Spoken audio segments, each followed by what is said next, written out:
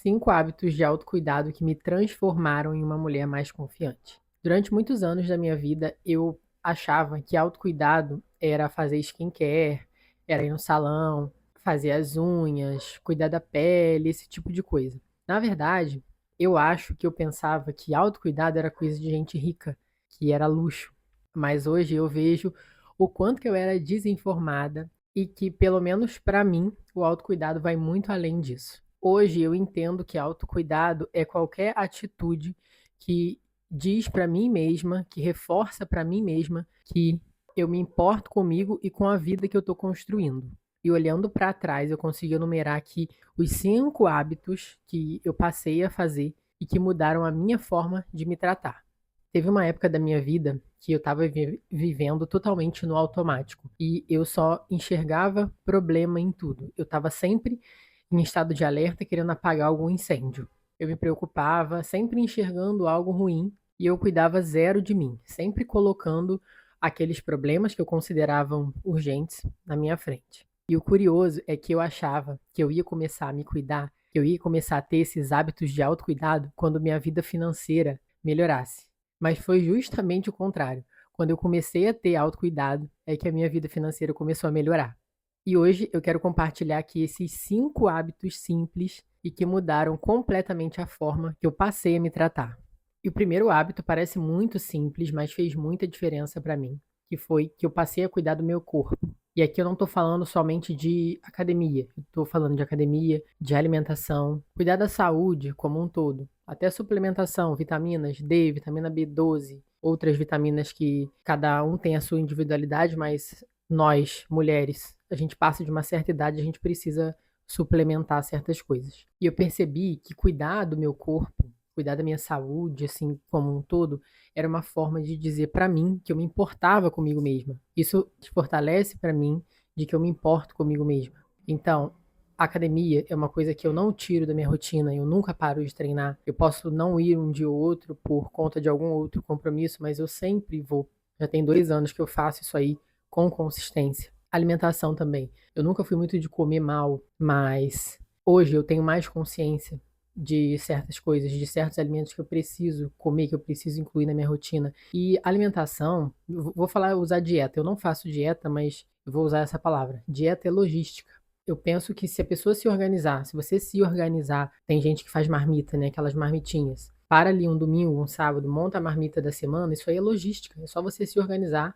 Vou fazer isso no domingo, vou montar a minha marmita e vou levar na semana toda. Almoço e janta. É logística. É só a pessoa parar, se organizar e fazer o que tem que ser feito. E se ela tiver acesso a outras comidas, claro, uma comida gostosa, a gente come com o olho, né? Você vai ver uma comida gostosa, você vai querer comer. Então eu penso bem dessa forma. E eu percebi que conforme eu fui cuidando do meu corpo, conforme eu fui cuidando da minha saúde como um todo, eu fortaleci para mim mesma que eu me importava comigo. E o segundo hábito é bem simples, mas eu negligenciei ele durante anos da minha vida, que é reservar momentos só para mim. Então, toda vez que eu posso, toda vez que eu sinto vontade, eu vou numa cafeteria sozinha, eu vou num restaurante sozinha, eu vou numa praça, em algum lugar que eu possa sentar sozinha. De repente, se eu quiser levar um livro, eu leio um livro, porque aí eu me afasto um pouco do celular, eu já fico muito no celular. Eu reservo esses momentos para eu ter sozinha, eu comigo mesma, seja numa caminhada na rua. Eu aprendi que eu não precisava esperar um momento especial para cuidar de mim. Eu posso criar esses momentos. E na realidade, esses pequenos momentos, eles já são os momentos especiais. Até porque a gente não sabe o dia de amanhã. Isso é super clichê, mas é um fato. Esse dia aconteceu uma coisa comigo que me fez muito repensar sobre a vida. Foi semana passada. A minha irmã deu à luz a 2 meninas gêmeas.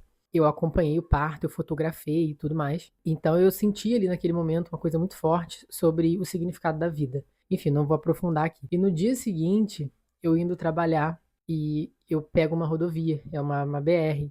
Ali em alta velocidade, saiu um cachorro do acostamento, assim, do absoluto nada, e entrou na frente do meu carro. Por um instante ali, eu achei que eu fosse morrer. Engraçado que passou assim, foi um segundo. Eu só tive o tempo de segurar o volante, segurar muito firme, porque se eu freasse, ia dar uma merda danada, enfim.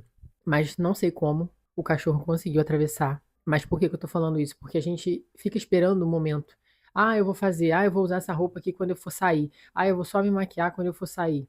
a gente não sabe, né, se a gente vai estar aí para sair amanhã. E isso que aconteceu comigo me deixou muito nítido para mim que realmente a vida é um sopro. A gente escuta isso muito falar, eu tenho essa convicção, mas quando a gente sente na pele é que parece que dá um sacode mesmo.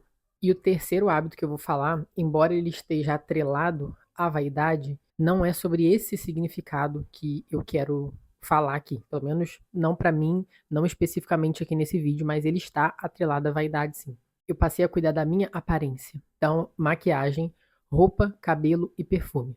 Coisa que eu não fazia antes. Então, nesse vídeo aqui dá para perceber que eu tô com uma maquiagem simples e básica, que é a maquiagem que eu uso no meu dia a dia. Cabelo.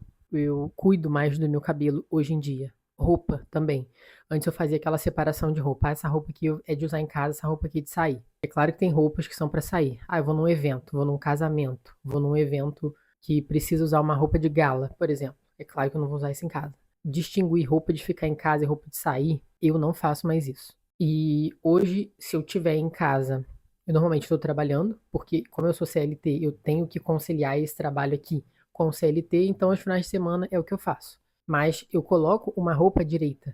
Eu não fico de pijama, não fico com aquelas roupas todas esculachadas que eu ficava. Eu não faço mais essa distinção. Então, cabelo, maquiagem, roupa e perfume. Perfume também, uma coisa boba, talvez aqui alguém esteja ouvindo, um detalhezinho, mas que para mim hoje faz muita diferença. Eu comecei a me arrumar para eu me sentir bem comigo mesma. E depois disso muita coisa mudou. Porque eu acho que tem uma diferença muito grande quando você começa a se arrumar para impressionar alguém e quando você começa a se arrumar para ficar bem com você. No meu caso é a segunda opção. Eu comecei a me arrumar para eu me sentir bem comigo.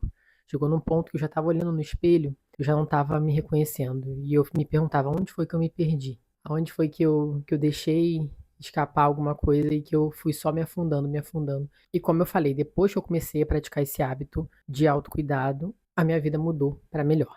E o quarto hábito talvez tenha sido o hábito mais silencioso. Eu passei a cuidar da minha mente, coisa que eu não fiz durante a minha vida inteira. Eu não fui ensinada a isso. Eu fui ensinada a ser forte, a criar uma casca por fora, mas por dentro eu não fui ensinada. Então, hoje é uma coisa que eu faço todos os dias. O meu devocional, a minha leitura e escrever no meu diário. E quando eu falo escrever no meu diário, não é uma coisa de adolescente, uma coisa infantilizada. É a mesma coisa, é você escrever, relatar o dia a dia. Mas no meu caso, isso eu uso como uma ferramenta de autoconhecimento.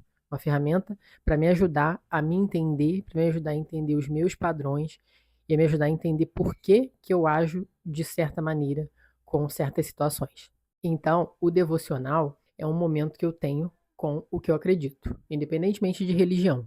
Tá? Eu tiro 40 minutos na parte da manhã todos os dias para fazer isso.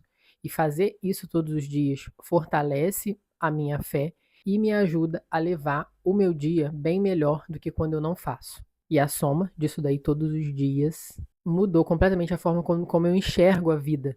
Eu não quero romantizar nada aqui nesse vídeo, mas de fato mudou. Eu não estou aqui inventando.